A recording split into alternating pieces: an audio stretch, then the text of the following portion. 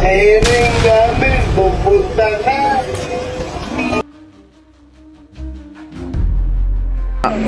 Ang taman ni iba. Amijatan. Miriam, maraming salamat sa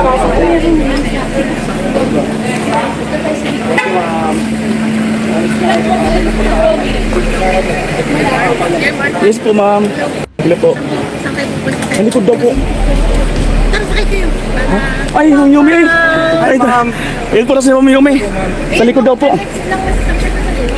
Hello, Ma'am Yumi. Si Ma'am Yumi Santiago. Hello po. Mag-park lang po saglit. Sige, sa likod tayo, sa likod. Sa likod tayo. Teka, pakumboy ko kayo ron. Teka. Wait lang. Tol. Kumboy niyo si Ma'am Yumi Santiago. Itong kotse. Ma'am, ayun po. Sumunod po kayo doon. Sunod po kayo, sir.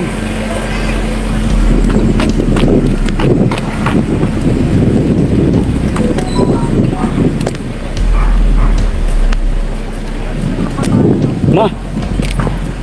Ano yan? Ano yan, ma? Lawan tayo motor. Motor ka? Tara. Ikot ko yan dito. Tara. Wait lang guys, sama kayo. Iikot kami doon sa likod. Nandun na si VP Sara. Tinatawag kami doon. Actually, Senator Bato, mayroon po akong na-interview si Miss Yumi Santiago ng Bataan. Sige, papunta sa opisina ko. Sige Papunta nyo sa akin kung gusto nilang magsalita. Para balas naman yung investigasyon, di ba? Opo. Hindi puro ka lang imbestiga doon sa mga adik sa mga one-sided na mga napatay na pulis. Ito naman yung napatay ng mga drug addict. Di ba? Napatay ng mga sindikato sa droga. Yan ang mga ni-rape nila. Pakinggan rin natin. Para may balance yung ating investigasyon. At napagbago po ang kanyang mga uncle, kanyang tatay, kanyang pinsan na mga adik po sa panahon ng programa ni PRRD na Oplan Tukhang or War on Drugs. Salamat tayo na nagbago sila. Yun naman talaga ang pakay ng programa na yon. Magbago yung mga tao. Sir, ayan po Senator Bato, si Miss Yumi. Yan po yung kinikwento ko sa inyo. sa victim. Ano hiring namin, pupunta ka?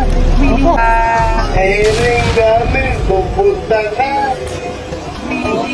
Ha? More than willing. Willing ka? Ha? Willing ka? Para po sa bayan. Yes!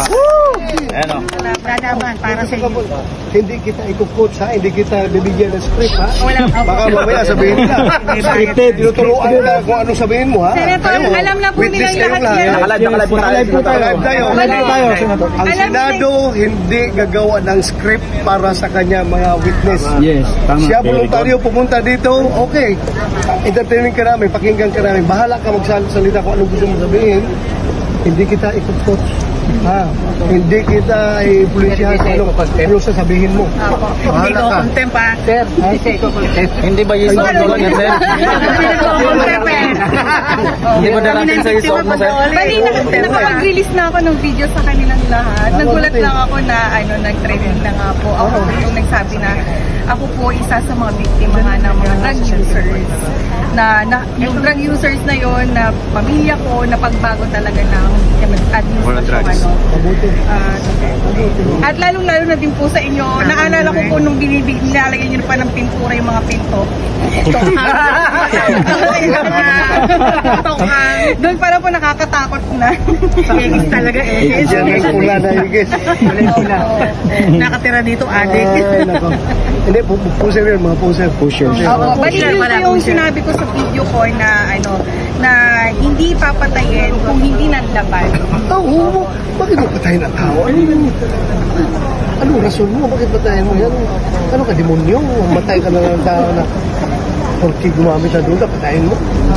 Pwede yun. That unless your life is in danger, you have to defend yourself.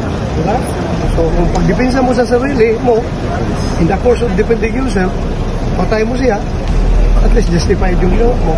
Kaya naniniwala pa rin ako na may hustisya. May hustisya.